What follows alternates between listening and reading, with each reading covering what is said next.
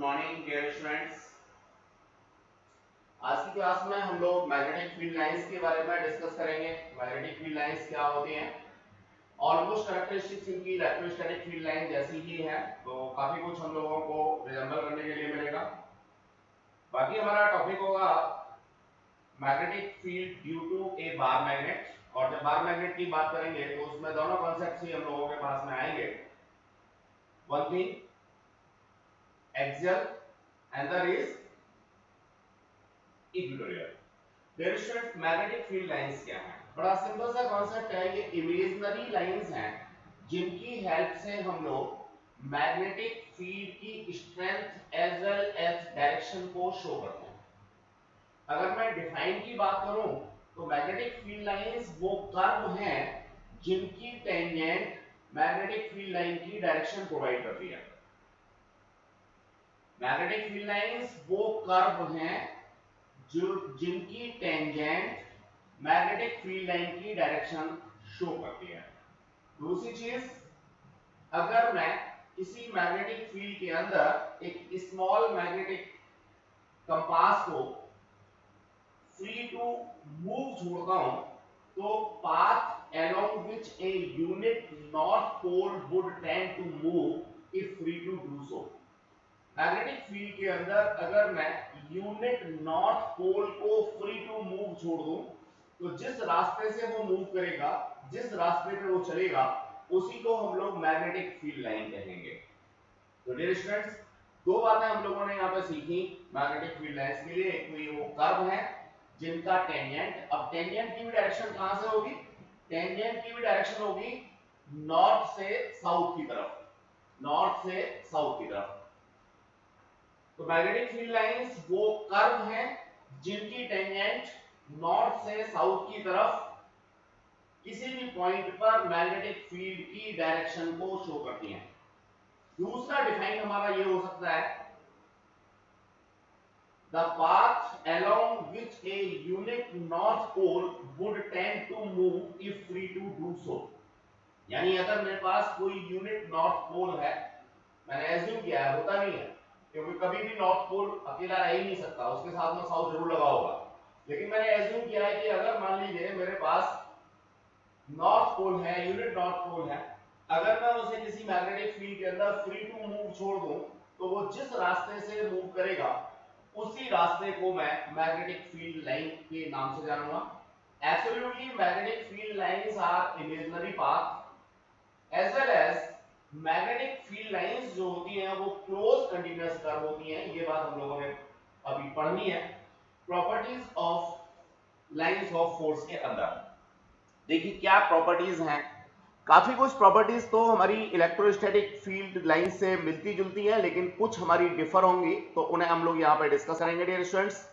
देखिए, the magnetic field lines of force are close continuous curve. Magnetic field lines जो होती हैं वो क्लोज कंटीन्यूअस कर्व होती हैं। मान लीजिए मेरे पास मैग्नेट है, ये नॉर्थ पोल है, ये साउथ पोल है, तो यहाँ magnetic field line north pole से परपेंडिकुलर आउटवर्ड निकलेगी और ये कोई भी पाथ ट्रेस करके परपेंडिकुलर एंटर करेंगी साउथ पोल के अंदर। इनसाइड बार मैग्नेट या इनसाइड मैग्नेट इनकी डायरेक्शन साउथ से नॉर्थ होगी।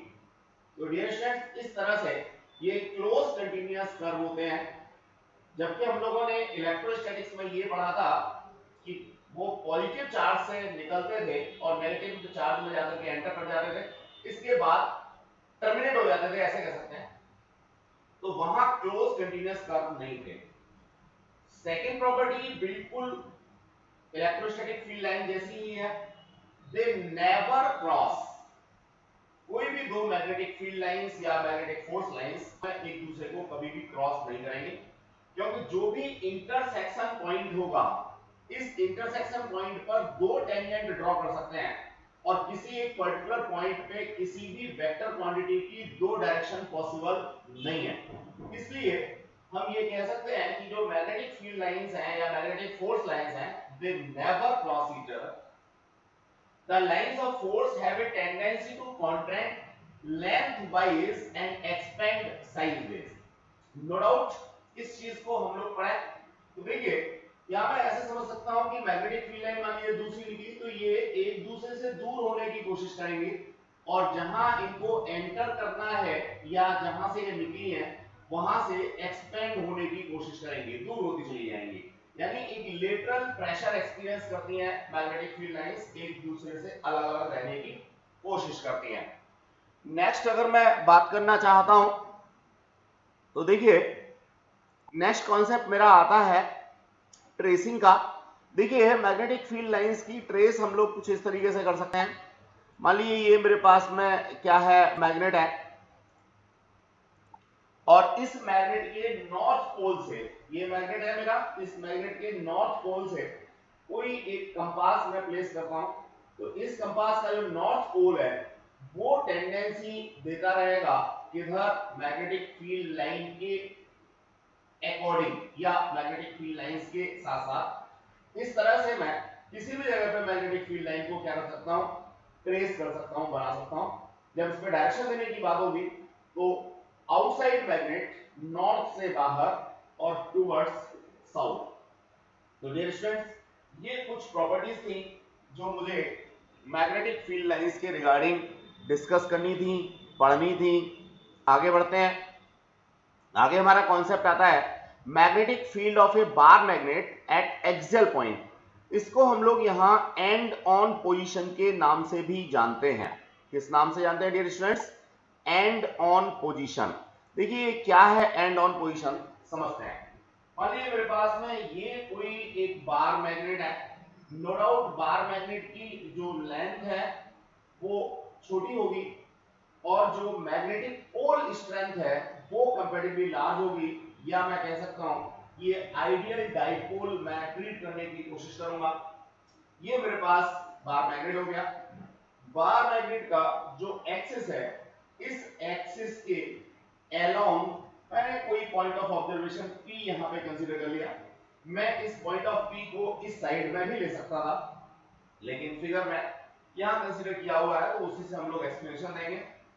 देखिए जो बार मैग्नेट है इसकी लेंथ को हम लोग 2L डिस्कस करते हैं और ये नो डाउट अपने आप में एक वेक्टर क्वांटिटी होती है जिसकी डायरेक्शन साउथ से नॉर्थ की तरफ होती है इनसाइड मैग्नेट। ये मेरे पास 2L का कॉन्सेप्ट है। अगेन कैलकुलेशंस को आसान बनाने के लिए 2L हम लोग इसको लेते हैं, बाकी L भी लिया जा सकता था। सेंटर से अगर मैं बात करता हूं तो जो जहां मेरा पोल है, ये मैंने जो 2L लिया है ये मैग्नेटिक लेंथ लिया है, तो जहां मेरा पोल है वहां तक की लेंथ L है और दूसरी तरफ जहां मेरा पोल है वहां तक की लेंथ L है। सेंटर से पॉइंट ऑफ ऑब्जर्वेशन मेरा R डिस्टेंस अपार्ट है। इस तरह से अगर मैं नॉर्थ पोल से इस पॉइंट ऑफ ऑब्जर्वेशन की बात करता हूं तो ये R माइनस L होगा और अगर मैं साउथ पोल से इस पॉइंट ऑफ ऑब्जर्वेशन की बात करता हूं तो R प्लस L होगा। अब बड़ा आसान सा काम है, मैं यहां पर एक स्मॉल पोल रखता हूं जिसको मैं यूनिट पोल कह सकता हूं, जैसे अभी मैंने इमेजिनरी नॉर्थ पोल को कंसीडर किया था डिफाइन करते समय मैग्नेटिक फील्ड लाइंस। उसके ऊपर लगने वाले फोर्स को मैं निकालने की कोशिश करता हूं डियर स्टूडेंट्स। या मैग्नेटिक फील्ड निकालना है तो मुझे फिर यहां पर स्मॉल पोल लेने की जरूरत नहीं है, लेकिन कहीं ना कहीं इसका जो एक्सपीरियंस होगा वो फोर्स के टर्म्स में ही होगा डियर स्टूडेंट्स। अब मुझे करना क्या है, ये नॉर्थ पोल की वजह से मेरे को यहाँ पे ये फोर्स या मैग्नेटिक फील्ड निकालना है। ये जो साउथ पोल है इसकी वजह से मेरे को यहाँ पे मैग्नेटिक फील्ड या फोर्स निकालना है। डायरेक्शन की बात करें हम लोग, आउटसाइड द मैग्नेट फोर्स या मैग्नेटिक फील्ड की जो डायरेक्शन होगी नॉर्थ की वजह से वो आउटवर्ड होगी और साउथ की वजह से इनवर्ड होगी। जैसा कि हम लोग फॉर्मूला जानते हैं F equals to mu naught over 4 pi QM over R minus L का होल स्क्वायर। नॉर्मली ये हमारा जो कूलम वाला फोर्स का फॉर्मूला है वही है।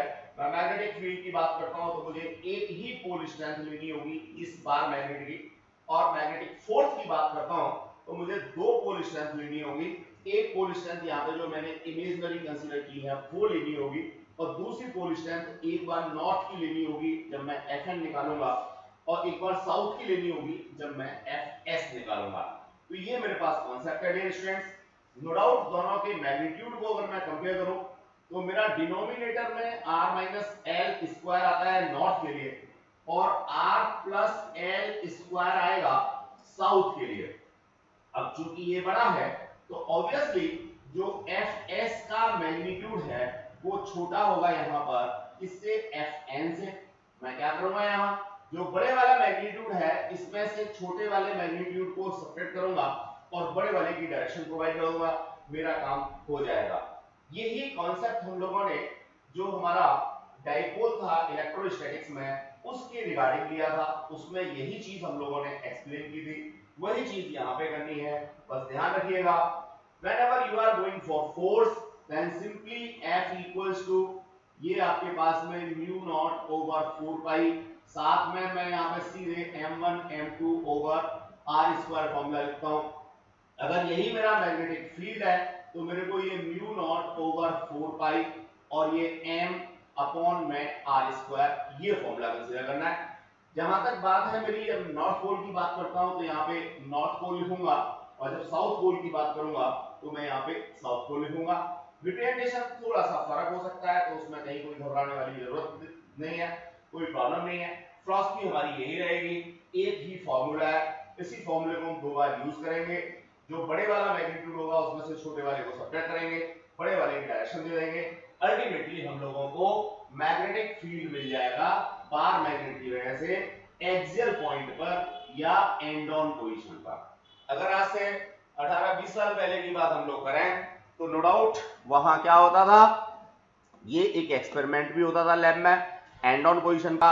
अब हमारे लैब में ये एक्सपेरिमेंट जनरली नहीं मिलता।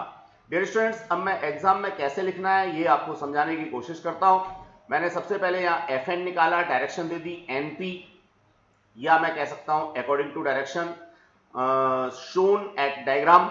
एनपी की बात करता हूं तो देखिए एन मैंने ये कंसीडर कर रखा है और पी मैंने ये कंसीडर कर रखा है। एन से पी की तरफ यानी आउटवर्ड एफ एन की डायरेक्शन ये वाली दे रखी है हमने। इसी तरह से जो साउथ पोल है, साउथ पोल की वजह से सेम कॉन्सेप्ट होगा, लेकिन यहाँ पे पी एस होगा, यानी जो हमारा पी कॉन्सेप्ट है उस पी से एस की तरफ हम लोगों का कॉन्सेप्ट आएगा।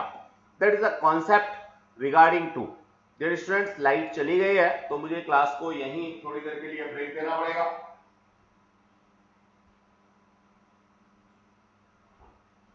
हम लोग बात करते रहेंगे।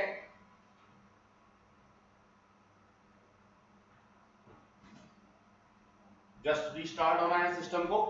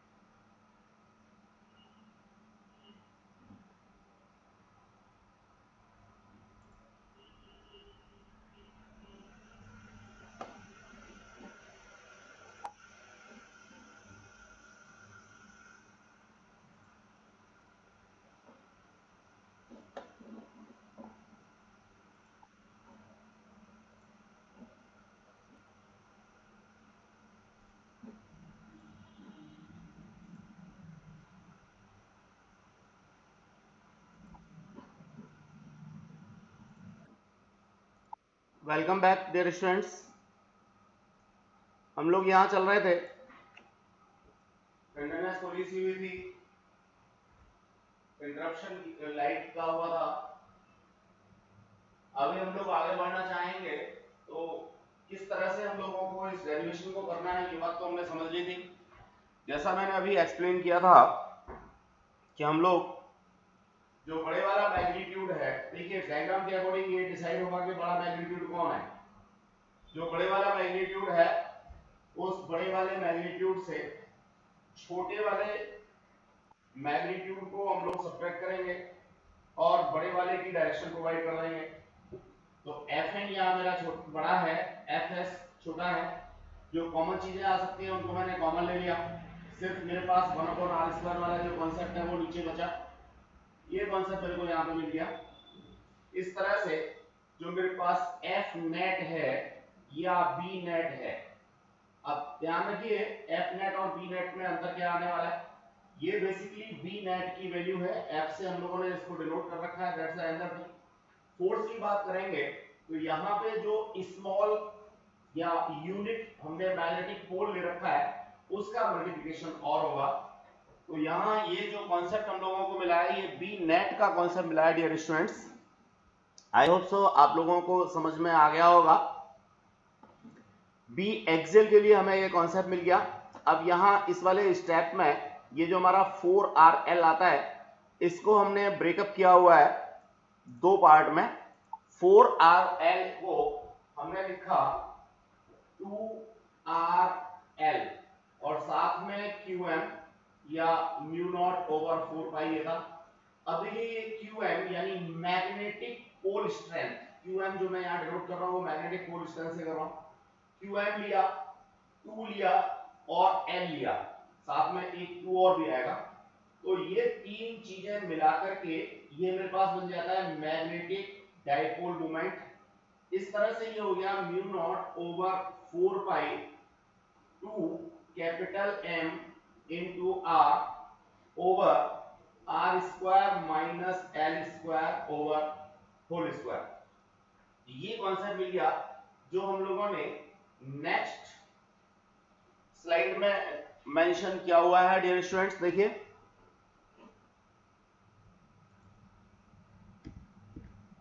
ये देखें, ये यहाँ पे कैपिटल M है हमारा, हमें ये देखना होगा कि ये वाली जो चीज है ये कैपिटल M है। मैं इसको करेक्ट कर देता हूं, दैट इज कैपिटल M। अब शॉर्ट बार मैग्नेट के लिए एक स्पेशल केस हमने लगाया कि जो हमारा पॉइंट ऑफ ऑब्जर्वेशन है वो मान लीजिए क्या है, बहुत दूर है। जो लेंथ ऑफ मैग्नेट है जिसको मैंने 2L कहा था, इसके कंपैरेटिवली पॉइंट ऑफ ऑब्जर्वेशन मान लीजिए बहुत ज्यादा दूर है। ये R जो है मेरा काफी बड़ा है इससे L से, तो ऐसी स्थिति में मैं इसको क्या करता हूं, L² और भी छोटा होने की वजह से इग्नोर कर देता हूं और ये मेरे पास आ जाता है B axial equals to mu naught over 4 pi 2 capital M R over R to the power 4। L² यहां से क्या हो गया, इग्नोर हो गया, इससे ये कैंसिल आउट हो गया। तो इस तरह से ये मेरे को B axial का कॉन्सेप्ट मिल गया। ये RQ जो है उसकी प्रोपोर्शनलिटी मिलती है, यानी magnetic field is inversely proportional to RQ। कब, जब हमारा स्पेशल केस है। लेकिन डियर स्टूडेंट्स जब आप लोग न्यूमेरिकल करेंगे तो इस स्पेशल केस को रेयरली ही यूज करेंगे। ये स्पेशल केस आप लोगों का रेयरली यूज होता है, तो आप इस बात को ध्यान रखेंगे। इलेक्ट्रोस्टैटिक्स में जहां ये जनरली यूज होता है वहां ये रेयरली यूज होता है मैग्नेटिज्म में। अब मैं नेक्स्ट कॉन्सेप्ट की बात करना चाहूंगा डियर स्टूडेंट्स। नेक्स्ट कॉन्सेप्ट है हमारा magnetic field of a bar magnet at an equatorial point. इसको हम लोग ब्रॉड साइड या ऑन पोजीशन के नाम से जानते हैं। क्या होता है, कैसे होता है, अभी इसको समझेंगे। अगेन हमारी फिलॉसफी वही रहेगी जो हम लोगों ने इलेक्ट्रोस्टैटिक्स में की थी। मैं यहाँ इसका डायग्राम बाद में देखूंगा, पहले अपना एक डायग्राम बनाने की कोशिश करता हूँ। ये मान लीजिए मेरे पास में कोई बार मैग्नेट है, इस बार मैग्नेट का ये नॉर्थ पोल है, ये साउथ पोल है। इसका ये मेरे पास क्या हो गया, एक्सिस हो गया। एक्सिस के परपेंडिकुलर बाइसेक्टर की मैं बात करता हूँ और इस परपेंडिकुलर बाइसेक्टर के ऊपर कोई भी पॉइंट P कंसीडरेशन में लेता हूँ तो उसे मैं ब्रॉड साइड या ऑन पोजीशन कहता हूँ, या मैं कहता हूँ इक्वेटोरियल पॉइंट। अब डियर स्टूडेंट्स नो डाउट ये जो नॉर्थ पोल है इसकी वजह से यहाँ पर मैग्नेटिक फील्ड ये होगा जिसको मैं Fn या Bn कुछ भी कह सकता हूँ, रिप्रेजेंटेशन है। साउथ जो है उसकी वजह से मैग्नेटिक फील्ड जो होगा वो यहां होगा, इसको मैं एफ एस या बी एस कुछ भी कह सकता हूं, डिपेंड्स ऑन, मैंने यहाँ पे अगर यूनिट पोल मैग्नेट का रखा हुआ है तो उसके ऊपर फोर्स लगेगा तो मैं एफ एस से डिनोट करना चाहूंगा, और अगर मैं मैग्नेटिक फील्ड के टर्म्स में कहता हूं तो बी एस या एन एस लिखना होगा। डियर स्टूडेंट्स, ये 2l लेंथ है तो l इसका आधा इधर हो गया, l इधर हो गया। ये जो मेरे पास डिस्टेंस है इसको सपोज मैं x ले लेता हूं, r ले लेता हूं, तो ये वाली चीज मेरे पास x square plus l square हो गई। अब इजीली मैं इस नॉर्थ पोल की वजह से Fn का मैग्नीट्यूड निकाल सकता हूं, S की वजह से मैं Fs का मैग्नीट्यूड निकाल सकता हूं। अब इन दोनों कंपोनेंट्स को मुझे ऐड करना है। डियर स्टूडेंट्स, ऐड करने के लिए नो डाउट मेरे पास दो तरीके होते हैं, जिनमें एक आसान वाला तरीका है रिजोल्यूशन ऑफ वेक्टर का। मैंने इस एक्सिस के पैरेलल एक लाइन ड्रॉ की, अगर मेरे पास ये वाला एंगल थीटा यहाँ पे है तो ये वाला एंगल थीटा होगा, इसी तरह से ये एंगल अगर थीटा है तो ये वाला एंगल मेरे पास थीटा होगा। मैं इस fs का कंपोनेंट यहाँ पे ले जाऊंगा जिसे लिखूंगा fs cos थीटा, इसी तरह से इस fn का कंपोनेंट यहाँ लेके आऊंगा जिसे लिखूंगा fn cos थीटा। इसी तरह से इस fs का कंपोनेंट यहाँ पे आएगा जिसे मैं कहूंगा fs sin थीटा, और इसका कंपोनेंट यहाँ आएगा जिसे मैं कहूंगा fn sin theta. Dear students, fn sin theta और fs cos थीटा ये दोनों एक दूसरे के इक्वल एंड अपोजिट है तो कैंसिल आउट हो जाएंगे, इनके बारे में बहुत ज्यादा कुछ सोचने की जरूरत नहीं है। लेकिन ये वाला जो fn cos थीटा है और fs cos थीटा है, दोनों का magnitude as well as direction same होगी, अल्टीमेटली ये हमारे ऐड हो जाएंगे। तो ये हमारी फिलॉसफी है, किस तरह से हम लोगों को इसको रिजॉल्व करना है, कैसे हम लोगों को मैग्नेटिक फील्ड निकालना है इक्वेटोरियल प्लेन में। स्टूडेंट्स, अब इसको कैसे एग्जाम में लिखना है वो मैं यहाँ एक्सप्लेन करना चाहूंगा। देखेंगे जरा, कस्टमाइज्ड नोट्स हैं बिल्कुल आप ही के लिए जो एग्जाम में आपको लिखना है। ये डायग्राम देखिए, यहाँ देखिए डायग्राम जो है वो बिल्कुल उल्टा कर दिया, मिरर इमेज कर दी, जानबूझ के ऐसा किया गया है जिससे कि आप लोग डायग्राम को रूट मेमोरी में ना डालें। डियर स्टूडेंट्स, आपका जो भी डायग्राम बनता है उसके अकॉर्डिंग आप लोग चीजें रहें।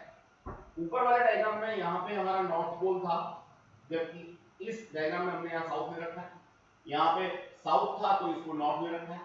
नॉर्थ से अवे फ्रॉम होगा इसलिए Fn अवे फ्रॉम दिखाया, साउथ से टूवर्ड्स होगा तो इसको टूवर्ड्स दिखाया।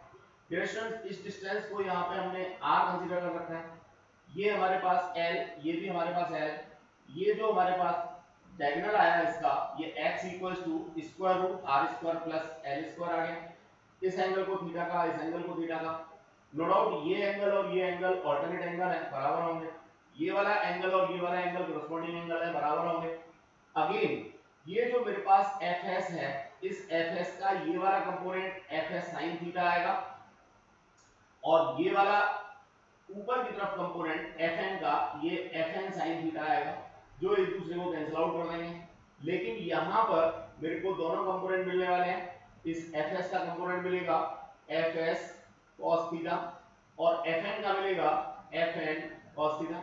स्टूडेंट्स, इन दोनों को मैं ऐड कर दूंगा, दोनों का मैग्नीट्यूड डायरेक्शन सेम है तो मैं सीधे सीधे लिख सकता हूं 2fs या fn कुछ भी लिखिए cos थीटा। मैं यहाँ वैल्यू डालूंगा, fs की वैल्यू वही जनरल फार्मूले से क्या था, fs के लिए जनरल फार्मूला था म्यू नॉट ओवर 4 पाई, साथ में था हमारा qm ओवर r स्क्वायर, तो यहाँ पे x है तो मैं इसको x स्क्वायर ले लूंगा, ये कॉन्सेप्ट था मेरा।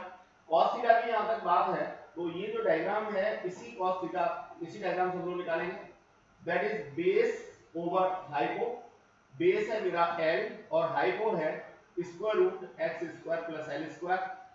Dear student, 2fs cos theta में मैं fs का ये वैल्यू और cos थीटा का ये वैल्यू डाल करके निकाल सकता हूं। एक दूसरा तरीका ये भी हो सकता है कि ये जो हम लोगों को यहाँ पे पैरेललोग्राम दिखाई दे रहा है, हम इस पैरेललोग्राम का क्या निकाल दें, रिजल्टेंट निकाल दें। इस पैरेललोग्राम का हम लोग रिजल्टेंट निकाल लें, सीधे सीधे पैरेललोग्राम लॉ लगाएं, ये भी तरीका हो सकता है।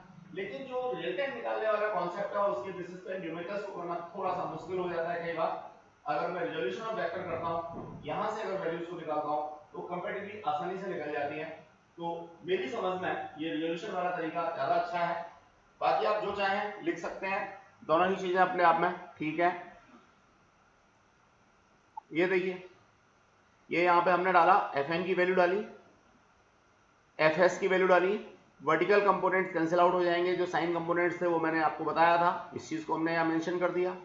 यहाँ पे अगर मैं बी इक्वेटोरियल की बात करता हूँ तो देखिए Fn cos theta plus Fs cos theta, Fn Fs का मैग्नीट्यूड सेम है इसलिए 2Fn cos थीटा, ये वैल्यू हम लोगों ने प्लेस कर दी, सारी वैल्यूज को प्लेस किया हम लोगों ने, cos थीटा की वैल्यू L/x और इसको, तो ये हमें मिल गया। यहाँ से जो अगेन m का कॉन्सेप्ट है, that is capital M, magnetic dipole movement, vector quantity होती है डिस्टेंस, इसके टर्म्स में हम लोग इसको मेंशन कर सकते हैं। अगर मैं पॉइंट ऑफ ऑब्जर्वेशन बहुत ज्यादा दूर ले लेता हूं, मान लीजिए मेरा पॉइंट ऑफ ऑब्जर्वेशन बहुत दूर है, ये मेरा मैग्नेट है और पॉइंट ऑफ ऑब्जर्वेशन बहुत ज्यादा दूर है कहीं, यानी ये जो x है ये काफी बड़ा है कंपेयर टू l के, या r मैंने कंसीडर किया है तो r काफी बड़ा है किससे, l से, तो मैं इसमें क्या कर सकता हूँ, वही इग्नोर कर सकता हूँ l स्क्वायर को। जैसे ही मैं l स्क्वायर को इग्नोर करूंगा मेरे को कांसेप्ट मिल जाएगा। ध्यान रहे ये कैपिटल M है, मैग्नेटिक डाइपोल मोमेंट है, तो आप लोग यहाँ पे ध्यान रखेंगे। आई होप सो आपको ये डेरिवेशन क्लियर हो गया होगा। देखिए डेरिवेशन की इंपॉर्टेंस काफी ज्यादा इसलिए हो जाती है डियर स्टूडेंट्स कि सेम कॉन्सेप्ट हम लोगों ने पढ़ा था इलेक्ट्रोस्टैटिक्स में और सेम कॉन्सेप्ट हम लोग पढ़ रहे हैं कहाँ, मैग्नेटिज्म में। प्रोबेबिलिटी काफी ज्यादा हो जाती है इन दोनों में से किसी भी एक के आने की। अब देखिए जो भी हम लोगों ने दो केस पढ़े, इन दोनों के कंपैरिजन की बात अगर मैं करता हूं तो डियर स्टूडेंट्स कंपेयर हम लोग एक बार करके देख लेते हैं, बड़ा आसान सा। बी एक्सियल जो निकाला था हम लोगों ने अभी थोड़ी देर पहले, ये था म्यू नॉट ओवर 4 पाई 2m over r cube, special case की बात की। अगर मैं इन दोनों को डिवाइड करूं तो no doubt B axial over B equatorial is equals to, मेरे पास क्या मिल जाएगा, 2 मिल जाएगा। तो ये दोनों के बीच में रिलेशनशिप है, एंड ऑन पोजीशन और जो हमारी लीनियर पोजीशन है दोनों के बीच में, तो ये रिलेशनशिप भी हम लोगों को याद रहनी चाहिए। कई बार 1 मार्क्स का क्वेश्चन हम लोगों को यहाँ से मिल जाता है। अब मैं आगे बढ़ता हूँ, एग्जाम्पल नंबर 4 करने की कोशिश करते हैं हम लोग डियर स्टूडेंट्स। एज यूजुअल हम पहले क्वेश्चन को ध्यान से पढ़ेंगे और क्वेश्चन को ध्यान से पढ़ने के बाद हम इसको सॉल्व करने की कोशिश करेंगे। जैसे जैसे वो कहता है एक डायग्राम हम लोगों को अपने दिमाग में बना लेना चाहिए। देखिए क्या कह रहा है वो, two small magnets are placed horizontally, दो मैग्नेट्स हैं जिनको हॉरिजॉन्टली प्लेस किया है perpendicular to the magnetic meridian. ये जो मैग्नेटिक मेरिडियन है, अब देखिए ये नया वर्ड आया है, मैग्नेटिक मेरिडियन क्या है, अभी हमारे सिलेबस में है, आगे हम लोग इसको पढ़ेंगे, ठीक है। बताऊंगा मैं मैग्नेटिक मेरिडियन क्या होता है। इसके बाद वो कहता है their north pole are at 30 centimetre east and 20 centimetre west from a compass needle.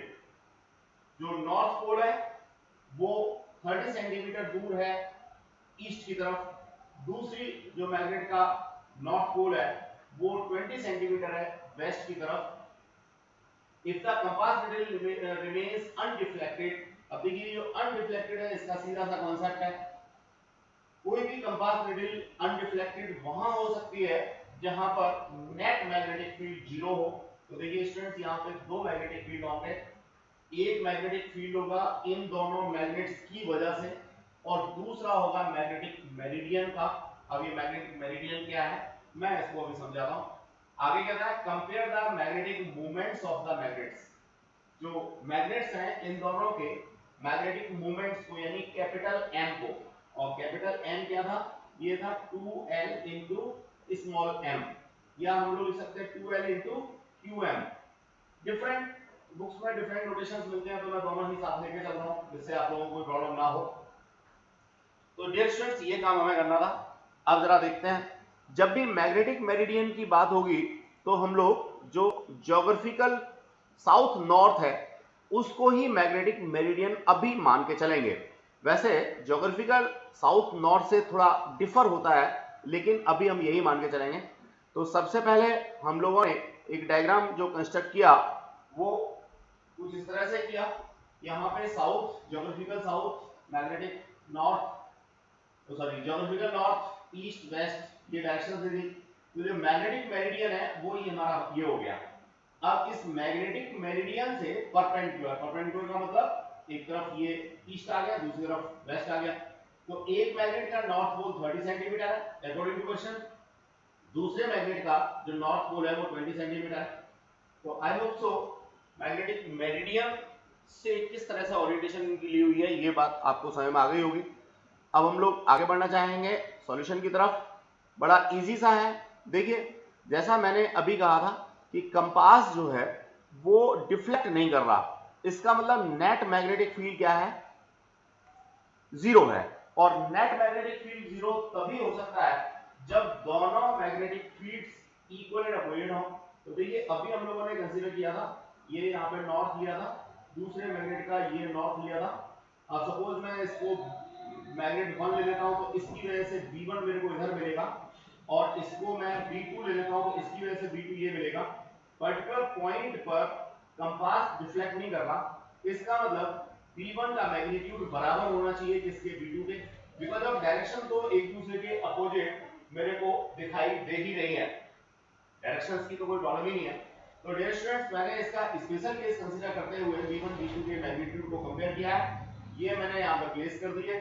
No doubt जो m1 अपॉन m2 है वो मेरा सीधे सीधे 1 अपॉन r3 की टर्म्स में आ गया, तो मैं इसको यहाँ से प्लेस कर सकता हूँ और आंसर मेरे को मिल जाता है 8:27। डियर स्टूडेंट्स ये जो आंसर मिलेगा नॉर्मल केसेस में हम लोगों को इन टर्म्स ऑफ क्यूब ही मिलेगा, क्यूब के टर्म्स में मिलेगा। नेक्स्ट अगर मैं बात करना चाहूं क्वेश्चन की, तो नेक्स्ट क्वेश्चन हम लोग रीड करते हैं, निकालने की कोशिश करते हैं। देखिए क्वेश्चन क्या है, इसके अकॉर्डिंग फिर हम लोग डायग्राम की बात करेंगे। Two identical magnetic dipole of magnetic moments 1 ampere metre square each are placed at a separation of 2 meter with their axis perpendicular to each other. What is the resultant magnetic field at a point midway between the dipoles? देखिए जब भी मैं magnet की बात करूंगा dipole तो होंगे ही है, तो उसमें कुछ नया नहीं कहा है। अब उसने मिडवे की बात की है, इसका मतलब जो इस मैग्नेट का सेंटर है और इस मैग्नेट का सेंटर है, इन दोनों से बिल्कुल बीच में, बिल्कुल बीच का मतलब यहां से 1 मीटर, यहां से 1 मीटर, ये ऑलमोस्ट ऑलमेट को यहां पे चला जाना चाहिए। जस्ट अ मिनट, ठीक है। तो अब जरा देखें हम लोग, तो देखिए ये वाली जो मैग्नेट है इसका यहाँ पे एक्सियल कॉन्सेप्ट लगेगा। एक्सियल कॉन्सेप्ट की वजह से जो मैग्नेटिक फील्ड है B1 की डायरेक्शन ये आएगी, यहाँ पे नॉर्थ पोल है इसलिए अवे फ्रॉम होगा, और ये मेरे पास दूसरा मैग्नेट है जिसका क्या है, ये एक तरीके से इक्विटोरियल पॉइंट है, इक्विटोरियल पॉइंट है। तो अब इसमें ध्यान रखना होगा नॉर्थ से साउथ की तरफ, यानी ये वाली डायरेक्शन मेरे को मिलने वाली है। तो डिस्टेंस मेरे पास दो मैग्नेटिक फील्ड हो गए, एक B2 हो गया, एक B1 हो गया। मुझे यहाँ पर रिजल्टेंट चाहिए, तो मैं इजीली पैरेललोग्राम लॉ लगा करके रिजल्टेंट निकाल सकता हूँ। बस ध्यान ये रखना है कि जो मेरी फर्स्ट मैग्नेट है उसके लिए फॉर्मूला B1 का जो मेरे को यूज करना है वो एक्सियल कॉन्सेप्ट वाला यूज करना है, और जो मैग्नेट सेकंड है इसके लिए फॉर्मूला यूज करना है B2 के लिए, वो मेरे को इक्विटोरियल वाला यूज करना है। ये बात मुझे ध्यान रखनी है। उसके बाद मुझे क्या करना है, इसमें पैरेललोग्राम लॉ यूज करना है। पैरेललोग्राम लॉ की बात अगर हम लोग करते हैं तो फॉर्मूला तो सेम रहता है ट्रायंगल लॉ वाला ही, बस इतना ध्यान रखना है। डायरेक्शन हम लोगों को निश्चित रूप से देनी होगी। सबसे आसान तरीका होता है डायग्राम बनाइए और लिख दीजिए डायरेक्शन अकॉर्डिंग टू डायग्राम।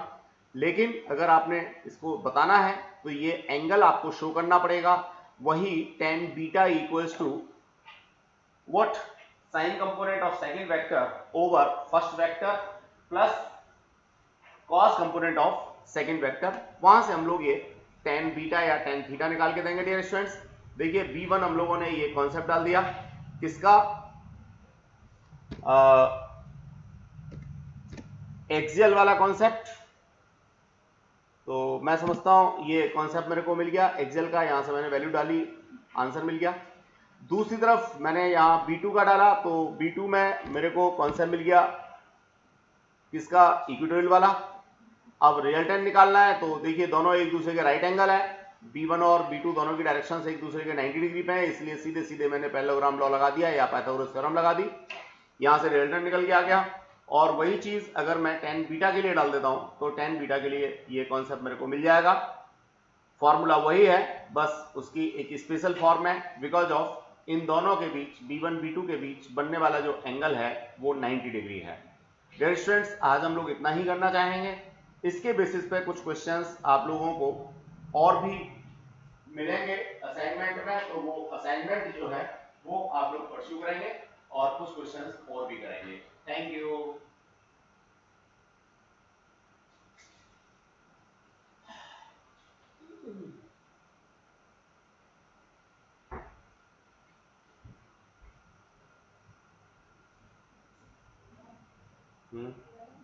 हाँ कर दो, हल्के से बस गिरे ना।